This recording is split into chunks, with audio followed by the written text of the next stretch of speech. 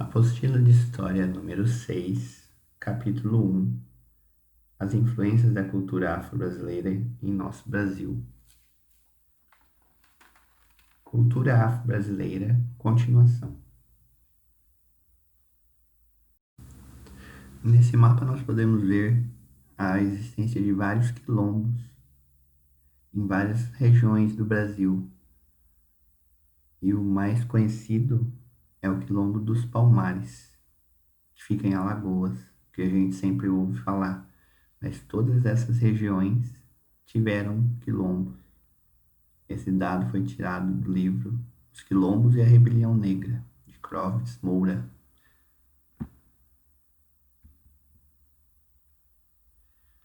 A cultura dos africanos escravizados foi mantida nas aldeias que os escravos fugidos conseguiam formar. Essas aldeias eram chamadas de quilombos. Os quilombos foram exemplo da tentativa dos escravos de manter uma vida livre, mesmo estando longe de seu próprio ambiente, a África. O modo de vida dos quilombos procurava se assemelhar à vida deles nas suas antigas aldeias africanas. Os quilombos tinham como principais funções a subsistência e a proteção dos seus habitantes, e eram constantemente atacados por exércitos e milícias. Os quilombolas, como eram chamados, faziam vários objetos de palha, como esteiras, vassouras, chapéus, cestos e leques. Todos os habitantes dos quilombos participavam do trabalho, que envolvia a obtenção de alimentos e a utilização de pequenas oficinas, onde fabricavam suas roupas, utensílios domésticos, ferramentas de trabalho e móveis. Plantavam milho, mandioca, legumes, feijão e cana. Comercializavam seus produtos em pequenas povoações vizinhas, de brancos e mestiços. Tinham suas próprias leis, governo e crenças.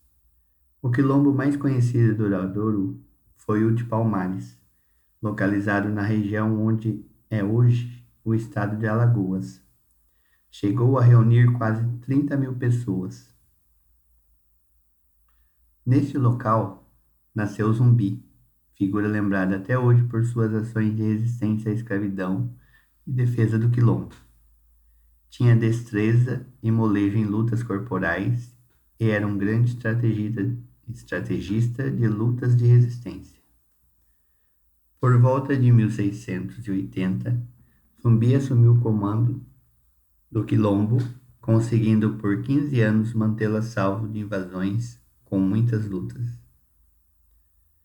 Em 1695, aos 40 anos, Zumbi foi traído por um companheiro e acabou morto. Hoje ele é considerado um herói da resistência dos negros à escravidão, um herói da liberdade.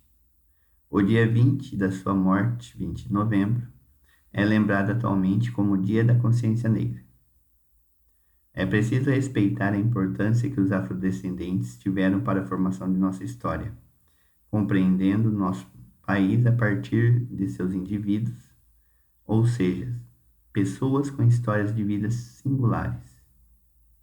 Apesar de mais de 3 séculos de escravidão, a cultura afro-brasileira resistiu ao domínio das elites, influenciando campos tão diversos como a língua, religião, música, dança, culinária e a literatura brasileira.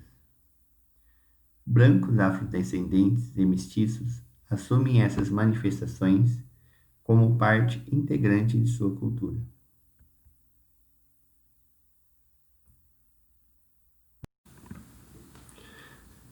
Entendendo o texto, marque V para verdadeiro e F para falso. Zumbi amou seu povo e viveu para defendê-lo. Segundo o texto, se isso for verdadeiro, coloque em V, e se for falso, coloque em F.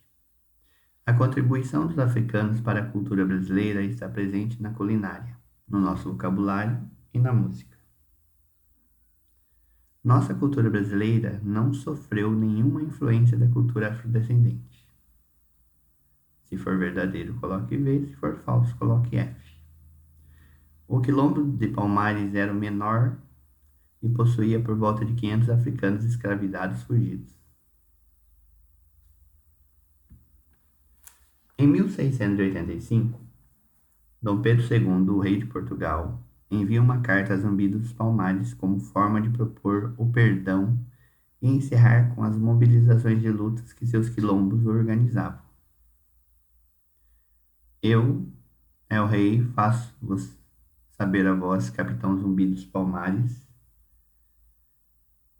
que hei por bem perdoar-vos de todos os excessos que haveis praticado, assim contra a minha real fazenda, como contra os povos de capitania de Pernambuco, e que assim o faço, por entender que vossa rebeldia teve razão nas maldades praticadas por alguns maus senhores em desobediências às minhas reais ordens. Convido-vos a assistir em qualquer instância que vos convier, vossa mulher e vossos filhos, e todos vossos capitães livres de qualquer cativeiro ou sujeição, como meus fiéis e leais súditos, sob minha real proteção, do que fica ciente meu governador, que vai para o governo dessa capitania. Dom Pedro II. Na realidade, Zumbi não responde à carta e os ataques ao quilombo dos Palmares seguem adiante.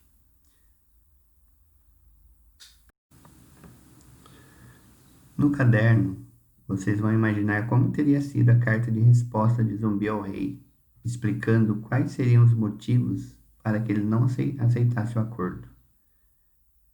Então, no caderno, vocês vão escrever um pedaço, um trecho, dizendo qual o motivo pelo qual ele não aceitou o acordo.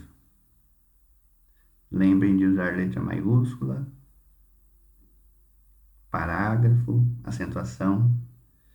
E depois que a atividade estiver pronta, tire foto e me envie.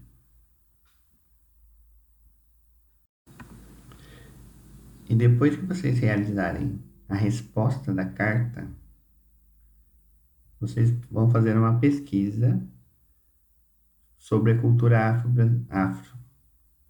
Então vocês podem pesquisar músicas, comidas típicas, brincadeiras, danças, lutas, língua falada.